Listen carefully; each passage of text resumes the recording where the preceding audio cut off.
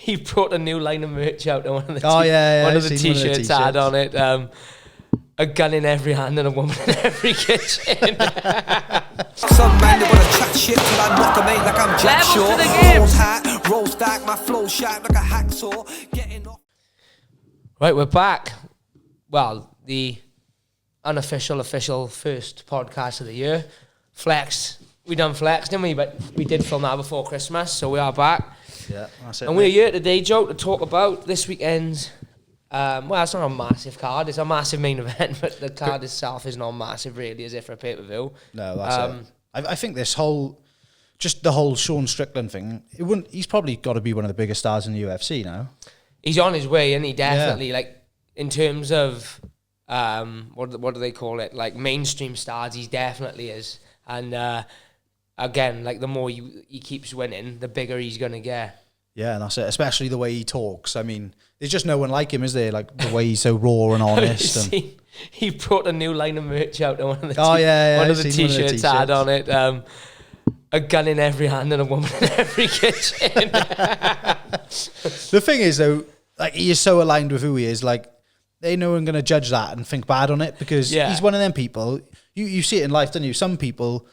They do literally nothing. They can't get away with it. But he can just get away with anything. Yeah, because I think it's because he's like unapologetically, he's just like, this is who I am. He's like, yeah, this is how I feel. I'm not going to change my views. Yeah. And what cracks me up is he's got that Nina drama doing all the, like promoting his t-shirts for him. So he's got it there, like showing off the t-shirts. And but no, he's a madman. He's I seen he also came out yesterday and said he's messaged DDP since the press conference and said, if you bring up my father again fight week, I will stab you. Like, I'm not going to fight you. I'm going to stab you. So, do we get flagged? Will we get flagged? I hope we don't get flagged, but I suppose he said it, not us. But that is crazy, though, isn't it? What a statement to make. I mean, like, I don't believe it's a front. I don't believe he's lying. Like, I listened to an interview with Drickus on Ariel yesterday, and he kind of, like, didn't give him credit, but he kind of said, like Ariel said, Drickus, did they ask you to press charges? And fair play to Drickus, he was like,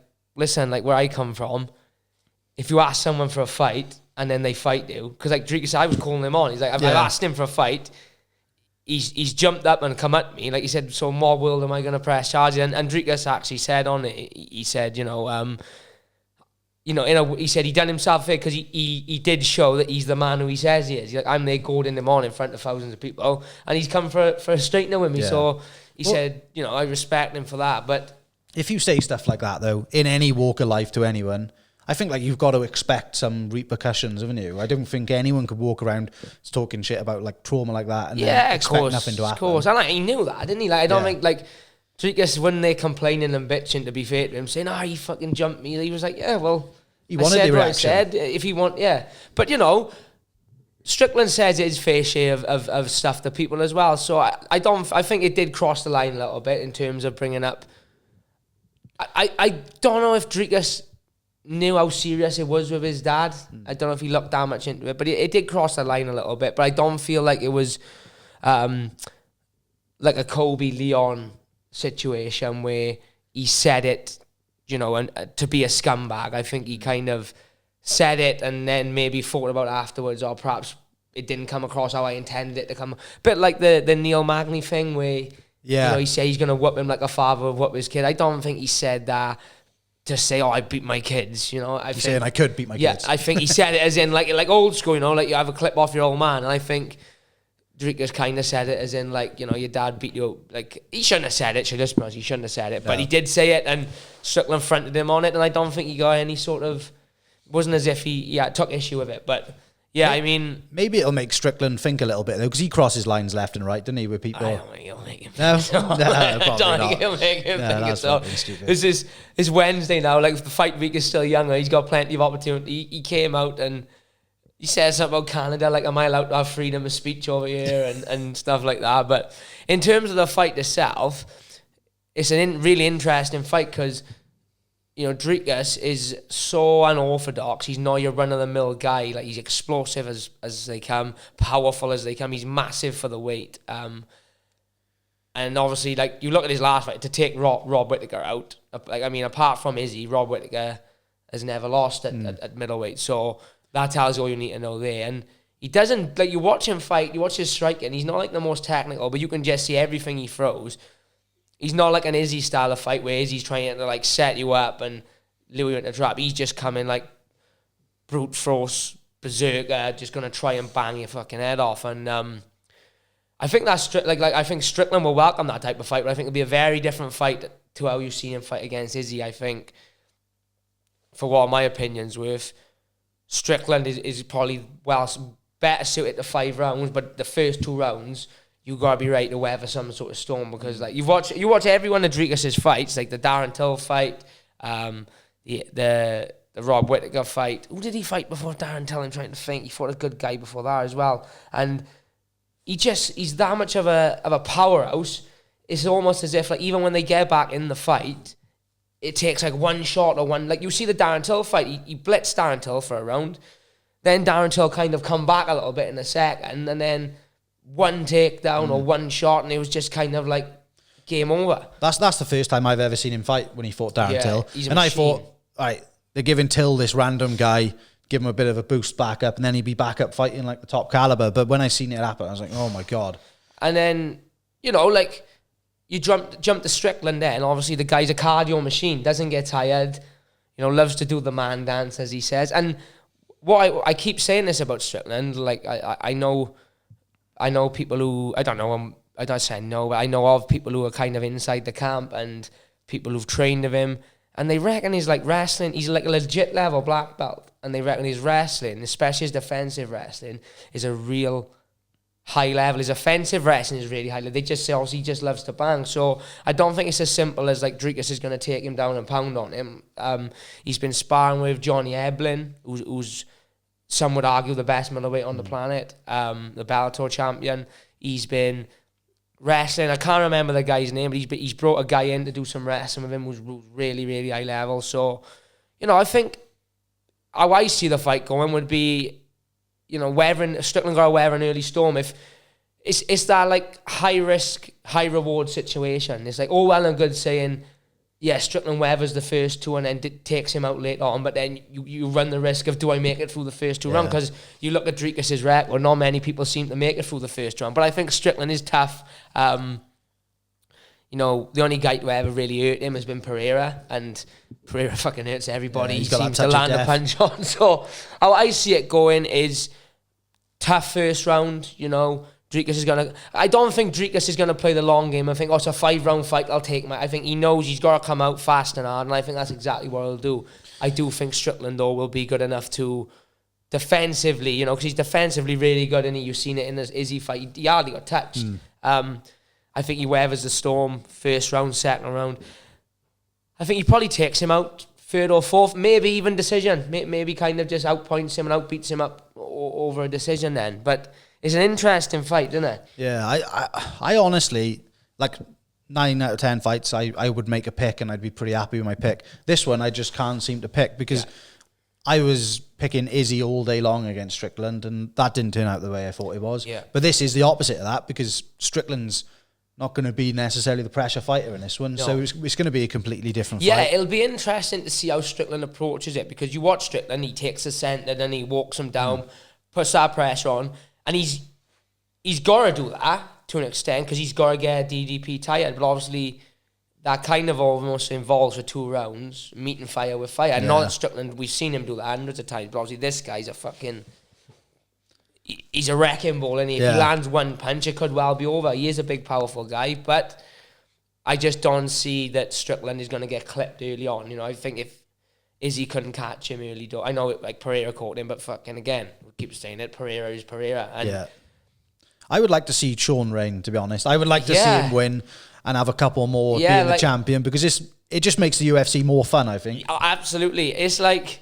We've had this era for so long, and we have the walk. Not that the UFC was ever like that, because it wasn't UFC. To be fair, say what you want about the UFC, they always let people be who they want to be. But we've had this era in society for so long of you got to say the right thing and you got to behave the right way, and this is how you should think, and can't offend no one. And then you got this fucking lunatic just comes in. He's like, I like to shoot guns. I think about killing people.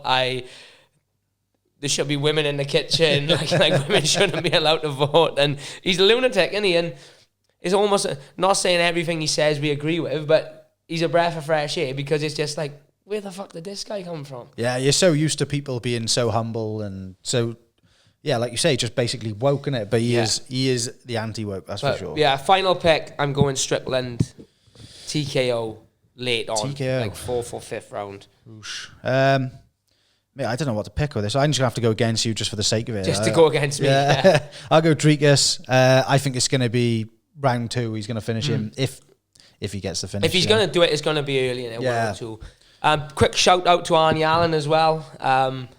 Fighting, how do you pronounce his name? Movsar Evloev. Yeah, no, he's a killer. I think he's in the 17-0, 17-0. And fair play to Arnold, like coming off a loss to Max Holloway, it was a good fight. Coming straight back in, fighting down multiple rankings. I think Arnold's up at like 6 or 7, is he? And then this guy's like 12 or 11, something like that. And in there against a real killer, and that just sums up the type of guy Arnold is, I think. Has he had many in the UFC, this other guy? Yeah, he's had about 5 or 6, I think. But we won't dive into that one too much, but yeah, big shout out to Arnie. We're obviously big fans of Arnie here, and I keep in touch with Arnie a little bit online. And love to see him get a win. And I've been watching his vlogs. He's looking in really good shape. He's looking good, and he's good everywhere. And he can wrestle. He's got real big power in his hands. So it's not a walk in the park for either of them. But I'd like to see him get a win, and I'm rooting for him.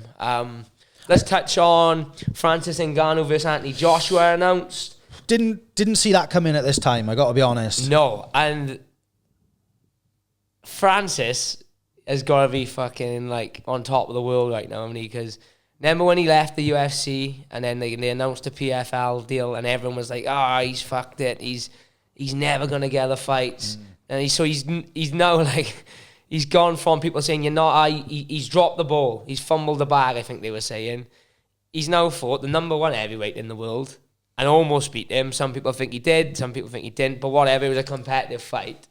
He's now fighting probably the 2nd best heavyweight in the world and has got a chance to really, because realistically, if he knocks out Anthony Joshua, he's probably going to fight the winner of Fury Usyk for the belt. I mean, if we're being realistic. That's what I can't think of his name now, the guy out in Saudi, the one who was arranging all the fights. Sheikh. That's what he said. The winner of this fight will go in to fight the winner of Usyk Fury. Yeah, and I've looked into it a little bit as well. So basically, the winner of obviously Fury and Usyk will unify the belts, but shortly after that, the IBF belt will go vacant because something to do with the mandatory. Like they would have to defend the IBF belt within 40 days, and it's obviously not going to go like that. The system's stupid, so that's going to go vacant. So I would expect someone like Joe Parker to pick that belt up.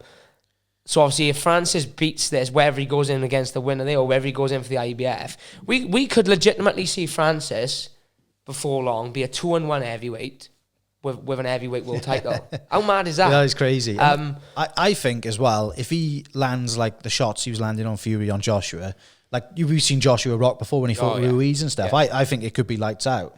It's a very intriguing fight, and this is my take on it, because as you said, I don't think Joshua's chin is as good as Fury's. If he lands clean on Joshua and puts him down, we see it in the past.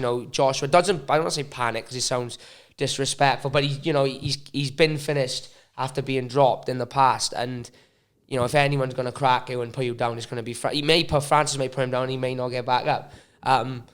So Francis could almost throw caution to the wind a little bit more in this fight, I think, because Joshua's not quite as unorthodox as Fury. He's not as tricky. He's not as big. He's a big guy, but he's not as big. He's got a very different style to Fury. But what I will say is, if he does throw caution to the wind, Joshua is a much bigger puncher than Fury as well. Now, I know Fury landed big shots, and I don't believe Francis can be hurt the size of his head. I've seen him take shots and think, this guy's can't be rocked. But if anyone's going to rock him, it's Joshua. And one thing you have to give Joshua is he's a very, very good finisher. 99% of people who he rocks in a fight, he puts them away shortly after. If he gets you on skates, he's going to look to take you out. So it's a toss-up. It's he can be hurt easier. Francis can get to him easier. But if he gets to Francis, like Fury did on a couple of occasions, he's going to feel him. But it's an intriguing fight. And, one thing that does go against Francis, in my opinion, is the cat's out the bag now. when he fought Fury, no one knew what to expect. It was just the UFC guy coming in again, another MMA guy coming to try his luck as boxing. Like, now they've watched a Fury fight and they thought, hang about, like, this guy can box. Yeah. So Joshua's going to watch that fight now. And you hear Joshua speak, he's like, this isn't an easy night's work. He's like, this is a fight. And he's like, he's going to obviously prepare for it like you would prepare for Fury or Usyk. And he's partnered up with Ben Davison now. I think that's a real good partnership. You watch Joshua against Wilder, he took him apart, didn't he? And oh yeah. I think that Joshua is capable of beating. I'm not saying he would beat Fury, not saying he beat Francis, but he's capable of beating either of them. I think just his mindset has had a shift in it. He's willing to take the risk now. I feel like he's lost it all, so he's like, what is there to risk? I feel like he's just going all in, and it doesn't matter. He will put anyone who's in his path, he will fight them now. I think he's changed. What I like about Joshua now, he's coming out of the media trained Joshua a little bit. He's coming out in interviews, and I like it. You see the attitude at the press conference where he's refusing to speak to the Frank Warren guys, and he'll only speak to Eddie and he's giving them attitude, and he's basically with the attitude of, look, fuck, if you want to slag me off online and in the fucking media, don't expect to be fucking me to be here and playing Beauville, like almost going and shove yourself, you know what I mean? And well, he was so focused, I think, when he was getting all these big sponsorships, like Under Armour deals, all that sort of thing, and he had to be like that woke character, didn't he? But I think he realizes, like, no one really wants that. We've all wanted to see the real Anthony Joshua. Yeah, and look at him now, like, he's on a 3-fight win streak. Have any of his sponsors dropped him? I don't think so. He's still wearing Under Armour. He's still got the Lucozade. He's still got the Beats headphones. So it's like, I think if anything, his profile's gone up. Because now I look forward to his interviews. So I think, let's see what he's going to say. Like, and look, he's on a tear at the minute, Joshua. And you watch his last fight and watch Fury's last fight. Who looked the better fighter? Yeah, and you compare the fact that they've both fought Otto Wallin as well. Well, I listened to Joshua on Ariel yesterday, and he said a good fact. He's like, every common opponent me and Fury have, I've knocked them out. And he's like, that's not always the case with Fury. So Klitschko, Joshua knocked him out. Again, fought him a bit later on, whatever. Or Wallin, Joshua knocked him out. There's plenty of opponents in common that he's knocked out. So we'll see what happens with Francis though. Like, it's no easy feat. He got the big fella to get through, haven't he? And I hope he upsets the party. I've got to be honest. Of course, we got to root for Francis. I'd love nothing more to see the MMA guy go over it. We've seen so many guys try and fail. Imagine you see him go over, beat Anthony Joshua, rematch Fury, or fight Joseph Parker, and he wins a boxing world. It's the dream story, isn't it? And then he comes back to MMA, and hopefully they give him the somehow, some way, they get the John Jones fight going. PFL are going to have to pay him big on that when he comes back. Oh, yeah. Well, look, I think he's got some sort of deal with PFL anyway. He's obviously got to fight for PFL. I would be very surprised if he doesn't have to, not a massive percentage, but he's probably paying PFL like a percentage of his purse. So if he has 20, 30 million, maybe he chucks PFL a couple of mil, whatever. They're doing really good out of this deal, let's be honest. Because, of course they are. Like, when he comes back and fights for PFL, the brand recognition they'll have, just based on the fact that maybe the world heavyweight champion boxer is fighting for them. Have you seen now that Turki Al-Sheikh is running the PFL vs Bellator card in March in Saudi? Oh, is he? So they announced last night. I seen the announcement. The PFL champions versus the Bellator champions, and he's fucking running the card. So he's obviously the guy that's bought into the PFL. So UFC got to be thinking now, like, these Saudis competition now, this guy's got fun. This guy's doing this out of an hobby. He's not doing it to make no money. He couldn't give a fuck. Like, he'll never be able to spend all the money he's got. So he's like the local millionaire around here who plugs like. I'll have the best football team. Yeah, the best rugby player for £500 a week. Who'll sign fucking ex-Welsh internationals to like Murphy RFC kind of thing. Like, that's what he's doing. So yeah, look, it's massive news at the minute, and obviously we rooting for Francis, but I am a big AJ fan, and I would love to see AJ go on and get the Fury, because I think Fury will beat Usyk. I'd love to see AJ go on and fight Fury, but we'll see what happens. Also, you can't root against the MMA guy, can you? The Ngannou Fury rematch, if Ngannou wins, is massive as well, because I think it's like a 50-50 split on who thinks won that. Probably just maybe not as big, but almost as big. Fury and Ngannou rematch is almost as big as Joshua Fury, in my opinion. Yeah. The only thing I hope, if they do Joshua Fury, I pray that they do it in the UK. Yeah. Because it would be a shame for a mega fight like that. Like, arguably, take Lennox Lewis out of the equation, obviously, because he's the best heavyweight of all time, in my opinion. But Fury and Joshua, the two best British heavyweights apart from Lennox, before the haters come for me ever. Like, for them not to fight each other in the UK would be a shame. It probably won't happen though. There's so much money in it now. 200 million each. Shout out to Gavin Gwynn as well, because he's fighting on that card, isn't he? 100%. Gav been on the podcast. We got friends with Gav fighting Chamberlain, isn't he, for the... I don't know if it's for a title or what, but I don't think it is, looking at it. I hope he's getting a good cut of Saudi money as well, which I would guess I guess everyone on that card's going to be paid well, and he deserves it. Gav, he's done it the hard way. He's started in the small all shows, no big promotional backing, no big sponsor backing, literally worked his way up from the bottom, lost for the British title twice, didn't let it deter him, came back, won the British, won the Commonwealth, won the European, or maybe this is for the European actually, I'm not sure, but he won the European in his last fight. Just in his last fight, got a triple crown, great to see him now, and if he wins you, hopefully they'll have him back on the next card as well, He's signed for Frank Warren now, and I think Frank Warren's right in with this Al-Sheikh guy, so fucking awesome news for Gav. And he may not be that far away from a world title shot himself if he gets a couple of wins now. He got the belts below the world title, haven't he? So we'll see what happens to him. I hope he gets it. He deserves it. He deserves the big money fights. And we'll quickly touch on it before we wrap up, because it got announced, early hours of this morning. UFC 300, the card's obviously stacked, as we know, but Dana's just announced Max Holloway versus Justin Gaethje at lightweight for the BMF title. Amazing fight. Insane fight. When I woke up and saw that this morning, I thought it was like one of these meme pages. Yeah. You know what I mean? Because I knew it was legit, because the first one I seen when I opened my Instagram after my run was Dana's video of him announcing the fight. Yeah. But you know what it's like? Usually you see the fights like, it's rumored, this and that, but... what a fight. That could be fight of the night for sure. That will be fight of the night. I mean, you can stack it up whatever way you want. At the minute anyway, I can't see many fights topping that. I don't think it's main event though, is it? You never see a boring Justin Gaethje fight, and you never see a boring Max Holloway fight. I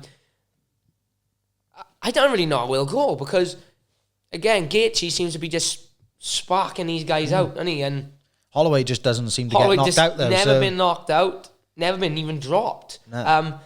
And what I'll say for Holloway, Gaethje's a fucking savage with his hands, obviously, but Holloway will stand in the pocket, and Holloway can box in the pocket. So, and Gaethje has been rocked and put down, and I know Holloway's not a massive puncher, but he kind of overwhelms guys, doesn't he? And no weight cut for him, or a weight cut, but not as big a weight cut. Interesting to see how his chin holds up, because the only time I have seen Holloway rocked badly was against Dustin Poirier, and that was his last fight up at lightweight. Yeah. So I'll be interested to see how it goes. Like, one issue maybe for Holloway could be the leg kicks. We've seen Volk chew his leg up when they fought, and I can't imagine you want to take any Justin. But what a fucking fight that is! Like, and I think Gaethje and Volk, similar sort of styles, really. The way they chop at you and they move in and out a lot. Similar sort of styles. Gaethje's probably the more the bigger puncher, obviously, but obviously he's not as in and out as Volk, is he, Gaethje? He's in your pocket trying to, you sit in the pocket with Gaethje, there's a heavy lever coming back at you. But insane fight. Like, I seen Holloway call for this a couple of months ago, didn't he? And I think we all just assumed that Islam and Gaethje was going to be next, as Dana's good as said that, didn't he? But they're both getting paid well, though, aren't they? For this? Yeah, absolutely. Gaethje's probably on the points because he's already BMF champ and whatever. Well, Gaethje's BMF champ. I can't imagine Holloway's purse is much less than a mil, the amount of fights he's had. And we talked about Strickland being a mainstream star. Like, Holloway hasn't been champion now for 3 years? Yeah. And he's still massive. Like, every time there's a Max Holloway fight, there's buzz about it, whether it's a fight night, whether it's a co-main. But that card's insane. Like, I just pulled it up here just before. I don't want to dive too deep into it, I know. But, I mean, just some of the fights announced here then. Davidson Figueiredo versus Cody Garbrandt. Charles Oliveira and Arman Taksurian is on the card. So again, there's a win for Holloway, Gaethje, or Charles or Arman. It could put either one of those into the number one contender spot, because it's looking like Islam's not going to fight till they go back to Saudi in June. So, like, if Charles knocks Arman out, because imagine Charles knocks him out in a round or subs him. How do you not give Charles but then if Gaethje knocks out Poirier, if Gaethje knocks out Holloway, how do you not give him the shot? If Holloway upsets it and beats Gaethje, how do you not chuck him in with Islam? You know what I mean? Bo Nickal's on the card. Calvin Kattar versus Sterling. Yuri versus Alexander Rakic.